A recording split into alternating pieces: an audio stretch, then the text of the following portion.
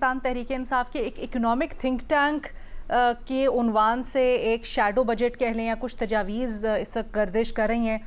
Programme पे आने से पहले ही बिल्कुल मैंने देखी थी, गो कि मैंने इसको अभी रिव्यू नहीं किया, बट लेट्स सी इसमें क्या क्या है क्या नहीं है। आने वाले दिनों में फिर ये भी डिस्कस करते हैं। मज़हर अब्बास साहब, आपका क्या तज्ज़िया तबसरा है? देखिए, ना मईशत हम तय करते हैं ना सियासत हम तय करते हैं। जो लोग मईशत तय करते हैं, जो लोग सियासत तय करते हैं, उनके बारे में हमारे दोस्त खामोश रहते हैं। दो यही ले लें, ये मौजूदा हुकूमत जो बैठी हुई है, ये 8 फरवरी का इलेक्शन जो था, ये 2018 की जो हुकूमत बनी थी और उससे पहले की जो हुकूमत बनी थी वो कैसे बनी थी, तो हम हिचकिचाते हैं बेसिकली। तो जब सिस्टम ही नहीं होगा, जब तो फिर मईशत कैसे मजबूत होगी? जब आपको ये पता ही नहीं होगा कि ये हुकूमत 1 साल रहेगी, 2 साल रहेगी, 2.5 साल रहेगी, तो आपकी इकॉनमी कभी भी अपने पैरों पे खड़ी नहीं हो सकती। अच्छा, चूँकि ये जो जितने भी हमारे एलिमेंट हैं, और इसमें कोई शक नहीं है कि इस मुल्क का सबसे बड़ा अलमिया इनकॉम्पिटेंस है, मेरिट का कत्ल है, करप्शन है और कमीशंस की पॉलिटिक्स है उसमें। अब इन सारी चीज़ों को जब तक आप एक स्ट्रीमलाइन नहीं लेकर आएंगे, उस वक्त तक आपकी ना मईशत खड़ी हो सकेगी अपने पैरों पे, ना आपका पॉलिटिकल सिस्टम खड़ा हो पाएगा उसमें। तो हम बड़े शौक़ से, बिल्कुल हमें वो तनकीद भी करनी चाहिए, चाहे पीपल्स पार्टी की हुकूमत हो या मुस्लिम लीग नून की हुकूमत हो, लेकिन साथ में ये भी तो बताना चाहिए कि मुस्लिम लीग नून की हुकूमत कैसे बनती है, तहरीक इंसाफ की हुकूमत कैसे बनती है, पीपल्स पार्टी की हुकूमत कैसे बनाई जाती है। इस चीज़ का भी तो जिक्र करें ना कि कौन से प्रोजेक्ट किस वक्त लॉन्च कर दिए जाते हैं, किस वक्त ख़त्म कर दिए जाते हैं। तो जब आप एक सिस्टम को ही डीरेल रखेंगे, कमज़ोर रखेंगे, तो इकॉनमी कैसे खड़ी हो सकती है? देखिए ना, बाहर का इन्वेस्टर तो है इस चीज़ को देखेगा ना कि यार एक स्मूथ सिस्टम चल रहा है, नहीं चल रहा, नहीं चलता। क्यों आम तौर पे ये कहा जाता है कि जी जो मिलिट्री गवर्नमेंट्स होती हैं उस वक्त इकॉनमी बेहतर होती है, इसलिए कि सबको पता होता है कि ये 5 साल रहें, 10 साल रहें, 11 साल रहें, जब तक ये हैं ये चीज़ें रहीं। तो जब तक एक स्मूथ ट्रांजिशन नहीं होगी, तो जब तक आपकी ना इकॉनमी खड़ी होगी, ना आपका पॉलिटिकल सिस्टम खड़ा होगा उसमें। तो ये हम बहस करते रहें। ये बजट तीसरा बजट है उनका अब, और ये बात बिल्कुल ठीक है कि हमारे हुक्मरानों का जो रहन सहन है वो बिल्कुल भी हमारे सिस्टम से मुताबिकत नहीं रखता।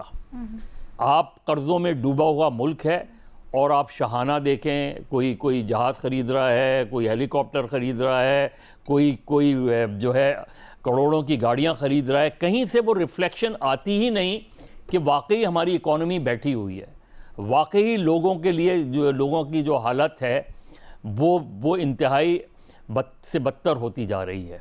तो हमारा पूरा एक और कल्चरल और सोशल हमारा जो फैब्रिक है उसको उठा के देख लें, तो जब हम ये कहेंगे कि क्या मईशत ज़िम्मेदार है या अपोजिशन ज़िम्मेदार है, मेरी नज़र में इस मुल्क का सिस्टम ज़िम्मेदार है। ठीक है, जो सिस्टम ना मईशत को खड़ा करने देता है और ना पॉलिटिक्स को खड़ा करने देता है। भट्टी साहब काफ़ी देर से कुछ कहना चाह रहे हैं। मैडम शेख, मैं दोनों का, अपने दोनों दोस्तों का, मज़हर अब्बास साहब का और एजाज़ भाई का जवाब देना चाहूँगा। पहली बात तो एजाज़ मेरे भाई, इमरान खान से मोहब्बत एक अलग चीज़ है, मुझे है या नहीं है ये एक अलग चीज़ है, और मैंने कभी इस पे छुपाया नहीं है किससे मुझे कितनी मोहब्बत है। और मोहब्बत क्या होनी चाहिए? मोहब्बत ये होनी चाहिए मुझे किसकी कारकर्दगी बेहतर लगती है, और मैंने उस पर अदादो शुमार के साथ आपके सामने रखा। और मैंने ये नहीं कहा कि उस वक्त दूध और शहद की नहरें बह रही थी, मैंने कहा कि आज वो हुकूमत, इस हुकूमत के सामने मुझे ऐसी लग रही है कि कमाल की हुकूमत थी। और अदादो शुमार के साथ, आप अदादो शुमार के साथ मुझे अगर काउंटर करते तो ज़्यादा खुशी होती। दूसरी बात, आपने फरमाया कि शहबाज शरीफ, नवाज शरीफ, आसिफ अली जरदारी पर तनकीद ना करें, इस्टेब्लिशमेंट पर तनकीद करें। कर लेते हैं जी, इस्टेब्लिशमेंट पर भी तनकीद कर लेते हैं। मतलब फिर आज से इमरान खान पर तनकीद बंद कर दें।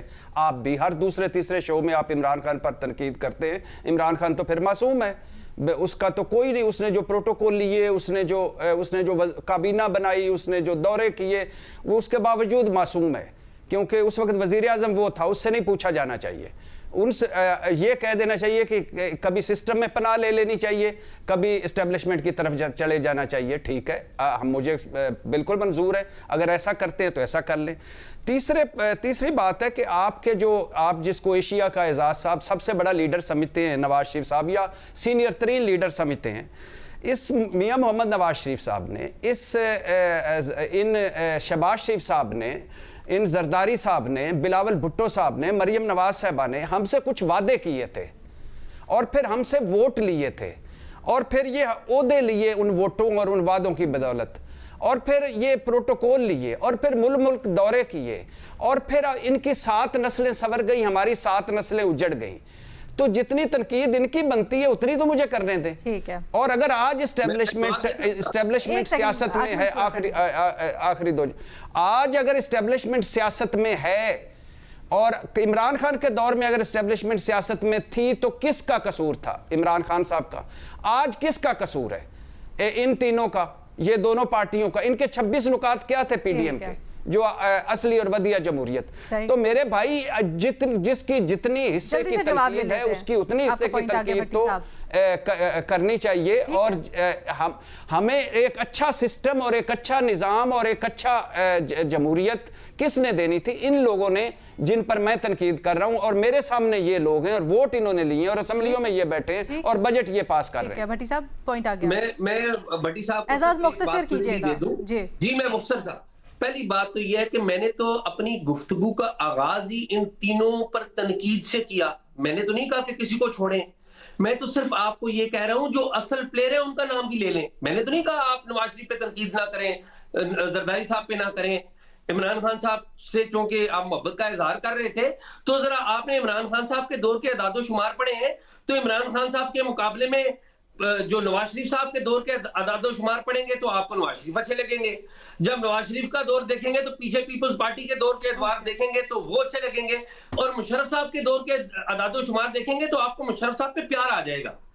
बात यह है कि आप तनकीद करें सबके ऊपर, जिसका जो हक बनता है वो करें। जिनको छोड़ जाते हैं मैं कहता हूं उनका भी जिक्र किया करें, बहुत अच्छी बात है। और ये तमाम लोग जिम्मेदार हैं, सॉरी टू से, तमाम जमातें, तमाम लीडर जो अपनी पोजीशन को कंसीड करके पावर में आते हैं और इख्तियार देते हैं, ये तमाम लोग जिम्मेदार हैं।